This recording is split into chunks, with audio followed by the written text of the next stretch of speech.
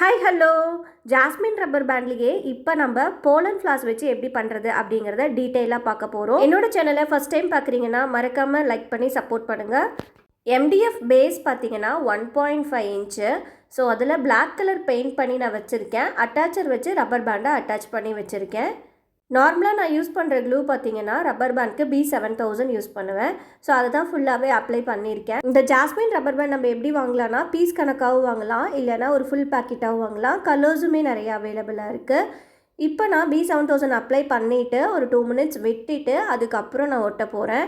So நான் ஒட்டுறது உங்களுக்கு பார்த்தாவே தெரியும். காம்பை வந்து உள்ளார வச்ச மாதிரியும் வெளியே பட் வச்ச மாதிரியும் வச்சுருக்கேன். இதே மாதிரி தான் நம்ம ஃபுல்லாகவே சுற்றியுமே 1 by 1 ஒட்டணும். இதில் நம்ம கவனிக்கக்கூடிய ஒரு விஷயம் அப்படின்னா ஒரே மாதிரி நம்ம பட்ஸ் இருக்க மாதிரி பார்த்துக்கணும். ஒன்று சின்னது ஒன்று பெருசாக வச்சிங்கன்னா அலைன்மெண்ட் நீட்டாக வராது. நம்ம ஃபினிஷிங் பண்ணதுக்கப்புறம் எப்படி இருக்கும்னா சின்னது பெருசாக இருக்கும், பார்க்க லுக் வைஸ் அழகாக இருக்காது. சின்ன சின்ன விஷயத்த ப்ராப்பராக பண்ணுங்கள், அப்போ தான் வந்து நமக்கு ஃபினிஷிங் நீட்டாக வரும். Silk thread jewellery basic and advance class எடுத்துகிட்ருக்கேன். ஸோ அதோட டீட்டெயில்ஸ் வேணும்னா கண்டிப்பாக வாட்ஸ்அப் பண்ணுங்கள். இந்த வீடியோ ஃபுல்லாகவே நான் எடிட் பண்ணாமல் தான் பண்ணிகிட்ருக்கேன். ஸோ ஏன் அப்படின்னா ரொம்ப பொறுமையாக நான் வச்சிட்ருக்கேன். ஸோ அதை நீங்கள் பாருங்கள்.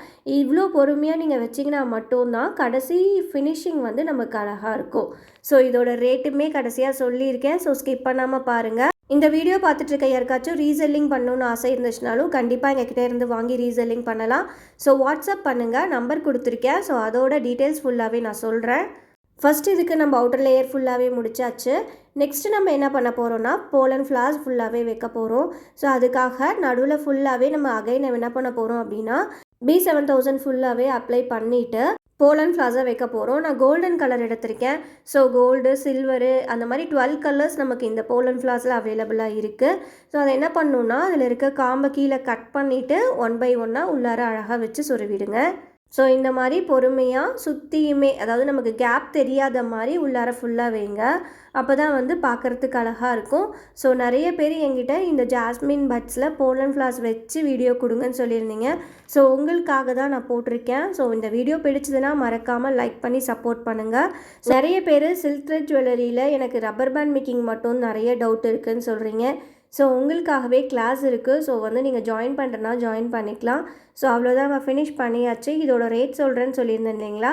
ஸோ இந்த jasmine rubber band with pollen floss வச்சு நம்ம பண்ணோன்னா நமக்கு 80 rupees சிங்கிள் பீஸ் வரும்.